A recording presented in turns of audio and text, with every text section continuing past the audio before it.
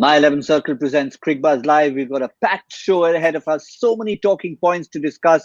We thought we'd put down the wonderful batting of Piyush Chawla. We'll talk about all the bowling of Ankit Rajput that he did in this innings so far. And of course, the much anticipated continued form of Ambati Rayudu. Now, in case you're wondering what we're talking about, pretty much none of those things happened. But we will try and solve the mystery of how Chennai managed to crawl their way to just 125. And of course, I was just 54 runs away from winning the My 11 Circle Badge of Honor. We'll come to that in a moment, but let's remind you of what happened in the scoreboard. 125 for 5 in 20 overs. Ravindra Jadeja, 35 of 30.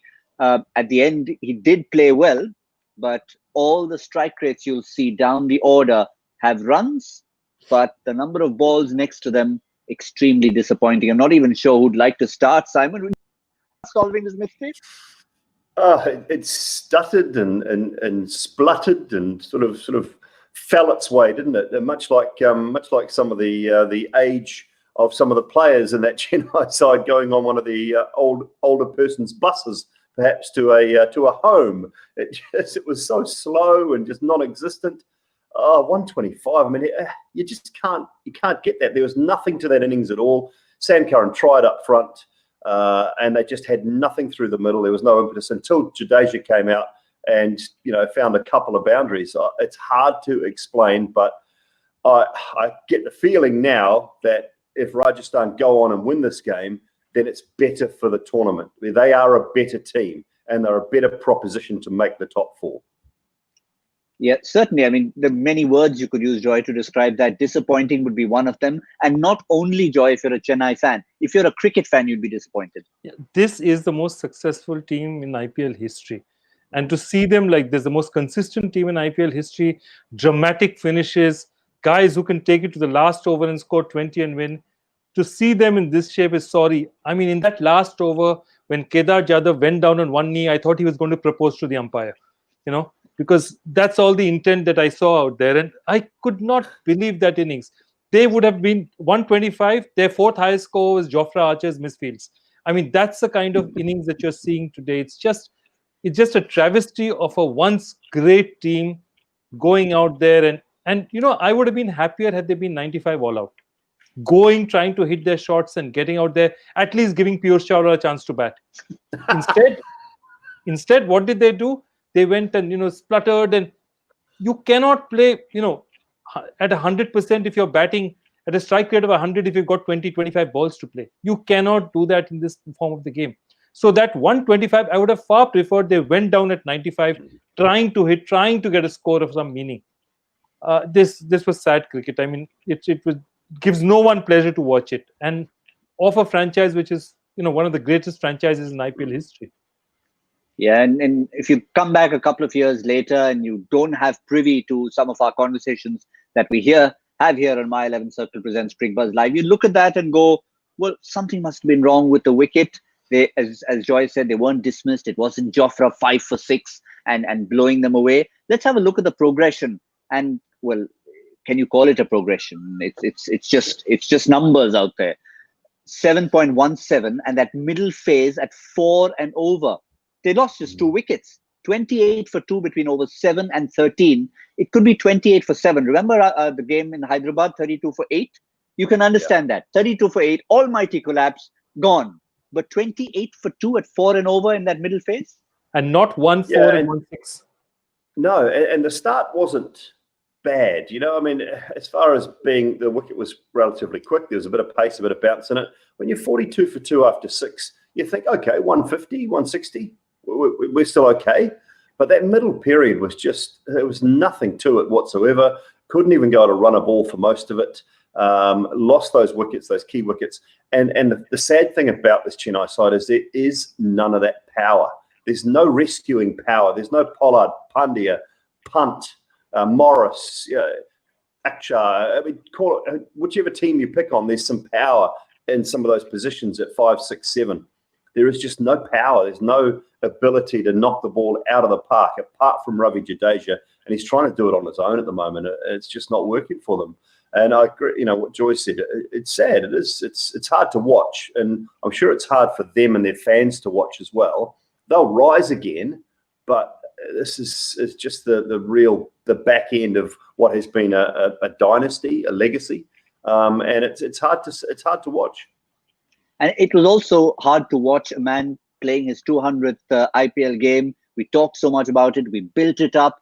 And the manner of his dismissal, I mean, it was probably the most urgency that the team showed in the entire innings, but it was at the wrong time. There was just a regular single. They ambled across for it. And suddenly, oh, should we take two? Well, maybe not. Well, what happened there? And Jadeja was halfway down the pitch, but he could have sent Jadeja back. Jadeja would have been safe. I don't know what happened. It's a brain freeze. I mean, in that World Cup semi-final, you can understand that, he had to go, and it was a much closer run thing. This one, he didn't really need to. And, if they had to show urgency, there were plenty of other ways to show urgency at that point in the game, I assure you. Was it necessary, Joy, to bring up the World Cup semi-final? I mean, Dooley wanted to, but, I mean, we didn't have to. What was it? Who was that against? Was it? You're talking about Martin Guptill. Yes. Right. Oh, sorry. Sorry. Finish this now. Okay. Let's look at the bowling figures. We haven't actually seen them till this point. But one thing you'll notice, you expect 125, the opposition. You really expect Jofra's picked up 3 or 4. He had an excellent first spell, but he didn't have his greatest day out on the field, 1 for 20. It was really the spinners who choked that middle order. Look at Shreyas Gopal, 4 overs, 1 for 14. Tewatia, always brilliant, 4 overs, 1 for 18 between them. 32 in 8 overs. Yeah, brilliant, wasn't it, Joy? When you look at that, I mean, that's great to watch. And I mean, I know that Ankit Rajput's only been brought in tonight for Jaydev Unadkat, but they didn't require him, so that's okay. That's okay. The other guys did a great job, I thought. Yeah, absolutely. And I think there are 2 things out there. One is that their spinners, Chennai used to lord over spinners once upon a time. These spinners would come in and they'd get hit at least 1 6 and over or 1 boundary and over. Spinners would never try Chennai down. It was their game. They knew they could always bring it up against spinners. That power exactly is missing. The other is a very underrated bowling performance of the day, because the figures don't seem to show it, is Kartik Tyagi. I loved the way he bowled. And if you see that 35, there was one inner edge out there. There was one that just escaped. There's quite a bit out there. Kartik Tyagi bowled an excellent spell, a searching spell. And he got 1 ball in the mid 140s as well, And I think even in this IPL, he sort of cranked it up a bit. From mid 130s, he's now about late 130s, almost 140, right? Yeah, 11 dot balls in that. We prefer to call him the Indian Chris Martin. If you just maybe call him that from now on, rather than Kartik Tyagi. I think that would be good if we're just going to stick with the New Zealand theme. Thanks. Now, I'm just trying to look for the reference there. Was that anything to do with his bowling ability or his batting average, Julian? The batting average, but it's about the run. It's about the run up. It's very, very similar to what we saw from Chris Martin for all those years. And he's quite tall. He's quite lean. I really like him. It's just, this to me is the year that we will look back on. I think this IPL, we'll look back on this year and say, okay, in 4 years' time, leading this Indian bowling attack will be the likes. I think Navdeep Saini's got every chance that he'll be leading this attack in about 4 years' time. And you throw in any number of Nagakoti, Mavi, Tyagi, Ashdeep, all these guys that are coming through. Yeah, Deshpande, all of these guys that are coming through will be looking to their leader, Navdeep Saini, I think, in about 3 to 4 years' time. And it's just so exciting. We talk so much about the batting side of things as well, but the exciting thing for me is that the quick bowlers and all of these kids, and I say kids because that's what we can call them, they all have the ability to bowl in excess of 140, between 140 and 150, and it's fantastic to watch. It's so good for the future of Indian cricket. Well, now that they've got 126 to chase, it's obviously well below par. How do Rajasthan approach this? Because they'll know that it's not a 180 pitch, but it's not a 125 pitch either. So they still stick with Ben Stokes right up there as they did earlier. Robin Uthappa continues as he did so well. They have to take advantage of the hard ball. They don't want to allow Chennai in with a chance.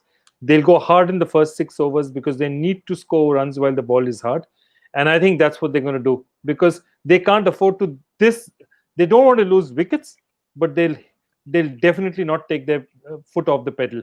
They have to get that 45-50 minimum in those first 6, because they'll say that, look, these guys are not mugs. CSK are not mugs. They may be something. Don't give CSK a chance to get back in the match. That's the most dangerous thing, because veteran teams find a way to sort of sneak back into the match. They should just close the door in the first 6. Yeah, veteran's a polite word, always a very polite word to use. But Dooley, if you were Sanju Samson's mentor, this is a chance with 125 on the board. What a great day to get a 35 not out and try and feel you're still in it. Yeah, absolutely. He might not get an opportunity. He might get an opportunity. It's whatever the Royals do. If they send Stokes out up front, obviously send Robin Uthapar out up front. To me, we've talked about it on the show, and I know, Joy, you've been just as strong in your opinion about it as me, that if Robin Uthapar doesn't bat 1 or 2, he doesn't play.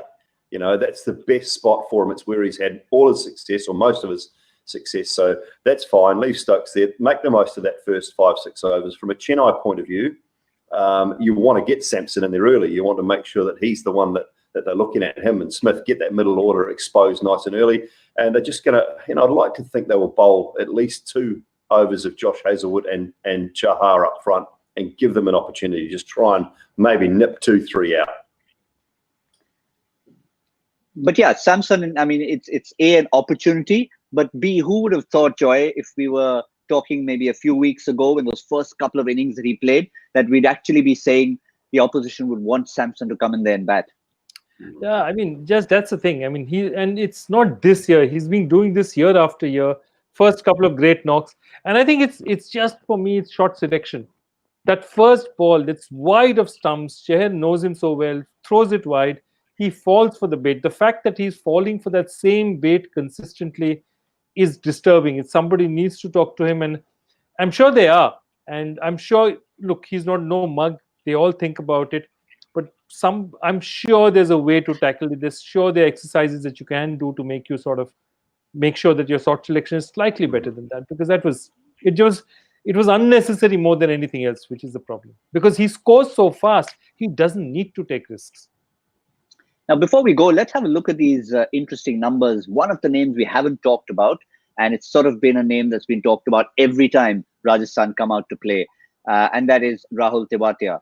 So this is something we've talked about, most plays made in the tournament. And have a look at those other names who are there: Rahul, Gill, and Pat Cummins.